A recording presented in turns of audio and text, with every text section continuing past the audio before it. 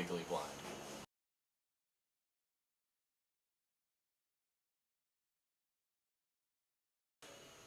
I'm Jeremy Pointsnow. I'm 20 years old, junior at San Diego State University, a member of the Sigma Phi Epsilon fraternity, and I'm legally blind. I've had 20/20 vision my whole life, and I think one day I was walking around campus and had to squint to read something. I called my mom to set up an optometrist appointment because I thought I just needed reading glasses. The day before Thanksgiving 2008, I had that appointment and I had to cover my left eye to read the chart, and the chart was completely blurry. I realized after that there was something wrong, and the doctor said he needed to run a couple more tests on me, and after he did so, he sat me down and said, I think you have something called a pituitary adenoma or a brain tumor. I did an MRI, and the test came back negative for a brain tumor. After this, I was laying in a hospital bed, and that same neurologist came to me and said, hey, your mom's been doing a lot of research and thinks it's LHON, which will cause you to go legally blind. You'll need to drop out of San Diego State, learn how to walk with a cane, and read Braille. I think you have something called NMO, and that's going to cause you to go completely blind, become a paraplegic. You'll also have to drop out of state for that. But with NMO, there is a treatment. With LHON, there's no treatment and no cure. I said, all right, doc, what do we got to do? With NMO, the treatment was another catheter. That was another misdiagnosis. And now I'm with a doctor, Dr. Alfredo Sudun at the USC's Doheny Eye Institute, who's a specialist on my rare disease of Leber's hereditary optic neuropathy, better known as LHON. I'm Professor Alfredo Sudun. I'm a full professor here at USC, School of Medicine. Departments in neurosurgery and ophthalmology here has its own name. So we're the Doheny Eye Institute, same thing. And I am a specialist in something called neuro-ophthalmology. The part of the vision has to do with the brain. It starts with the nerve and it goes into the brain.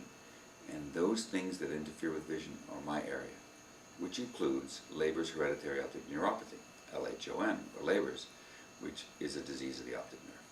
Some people, usually in young adulthood, suddenly go through this process by which they lose vision.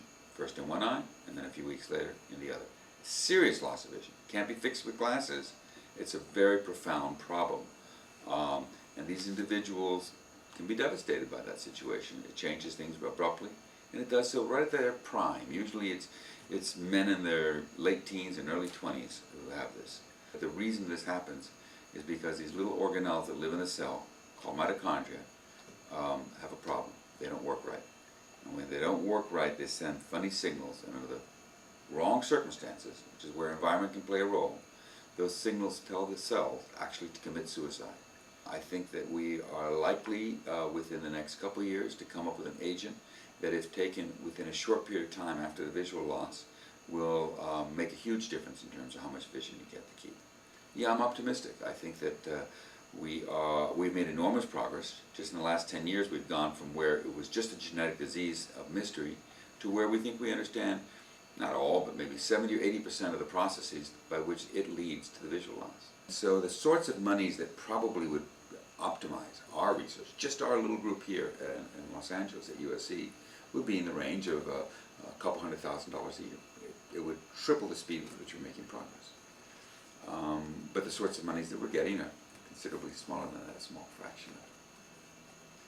But if somebody could raise $50,000 for Leber's research, it would lead to a totally new approach being explored, or a standard approach being done at much, much faster pace. It would make a big difference.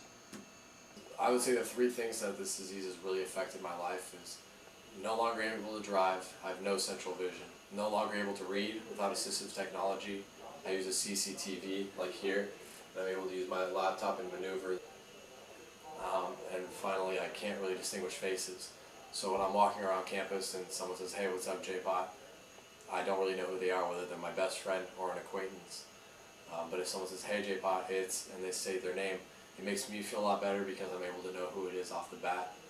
But there are a lot of things that have changed in my life, but the whole thing is just a huge adjustment process to a new way of life.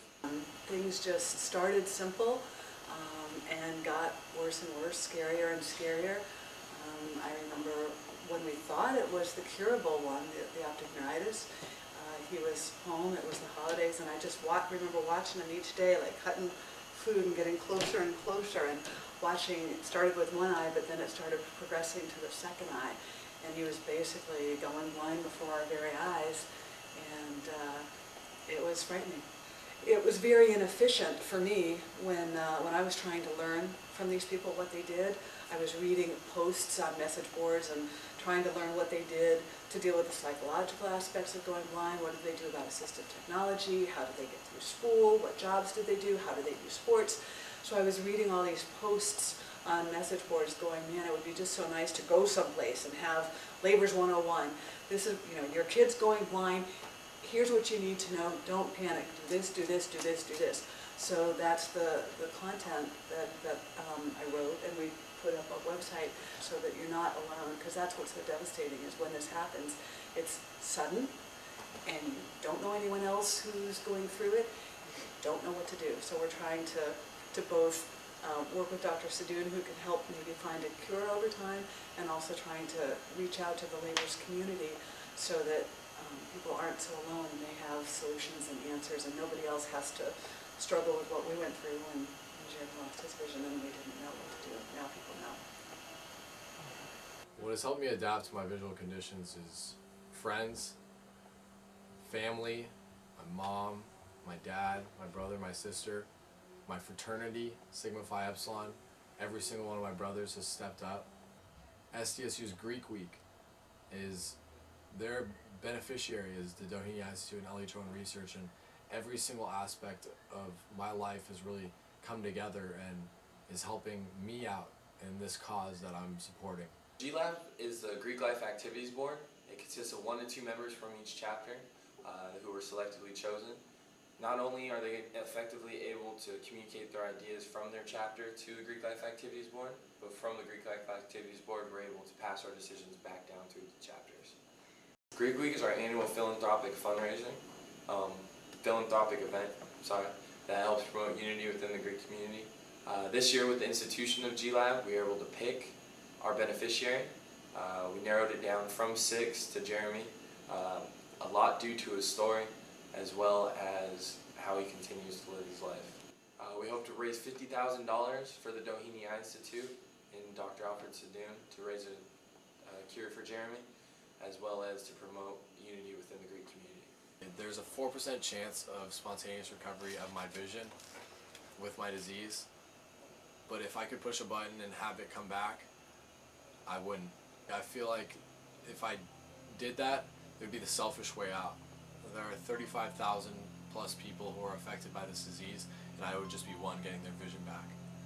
Still, with what I have and the vision I have, I'm leading an optimistic life and leading a normal lifestyle, even though I'm legally blind.